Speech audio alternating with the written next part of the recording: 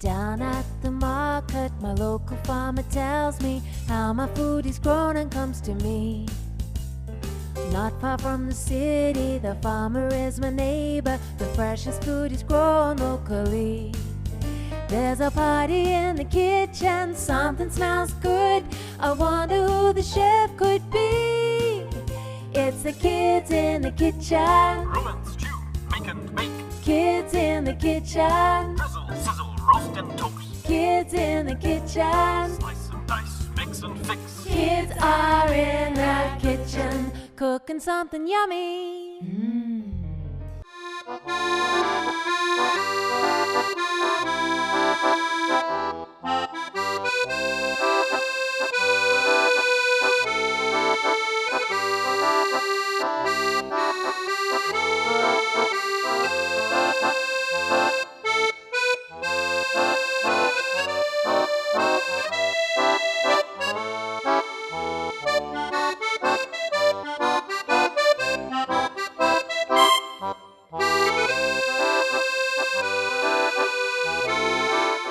So this is the cow's ration that they get in the dairy. It's just a little bit of wheat, crushed wheat, biodynamic wheat with their mineral mix. There's seaweed minerals and dolomite lime and a few other minerals just to keep them nice and healthy.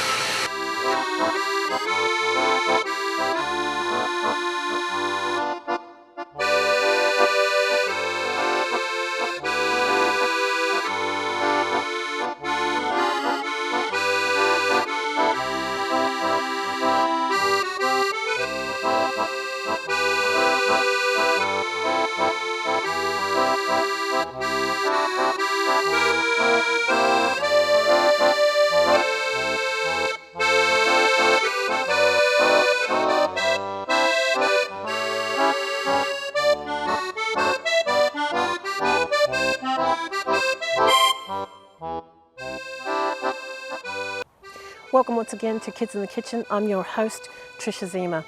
Today we've travelled out about an hour and a half out of Melbourne, Victoria, to a beautiful little country town called Launching Place. We've come to a micro dairy farm run by Tyronne Browne and his family. They believe in fresh milk. This milk is produced daily and goes directly to community families that very day. It's an honour system where people come, pick up their milk and leave their sterile bottles behind. The difference is this milk is fresh. It's not standardised, it's not homogenised or freeze-dried. It is literally just pasteurised for health and safety. And it is stunningly fresh. It lasts about 2 weeks in your fridge, as long as you keep it about 4 degrees. More and more of these micro farms are springing up all over Victoria, where people want to taste their local milk. So milk doesn't go into a big truck to go off to a factory to be produced into several varieties of milk in your local store. Later in the show, we also meet up with Gabriel Gate to talk about fresh produce, and Tosh is in the kitchen doing a mango smoothie. Join us for Kids in the Kitchen.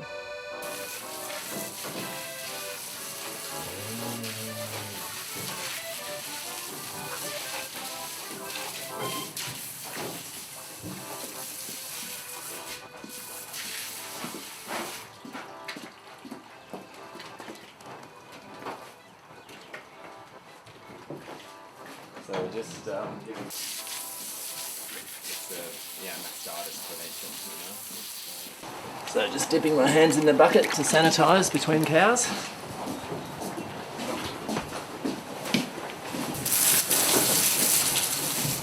And the other thing to do is also spray a little bit of iodine on their teats. This is what's done for raw milk production in other parts of the world where they have regulated raw milk industries. So, and this, all you do is put a bit of iodine on there and leave it for a few minutes, and then we wipe it off when we dry them, and then the teats are sanitised as well.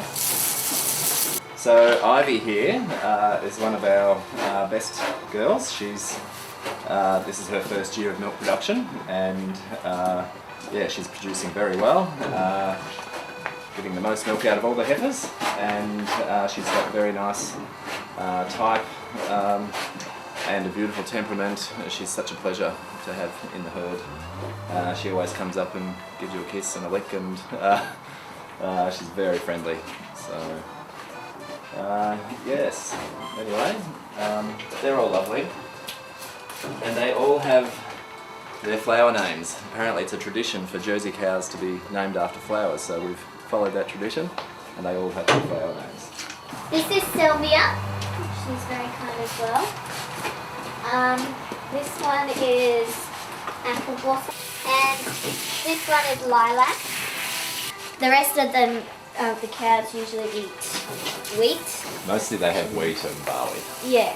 The calves were just getting born, and they went out in the paddock with their mums, and I loved to play with them when I was a bit smaller.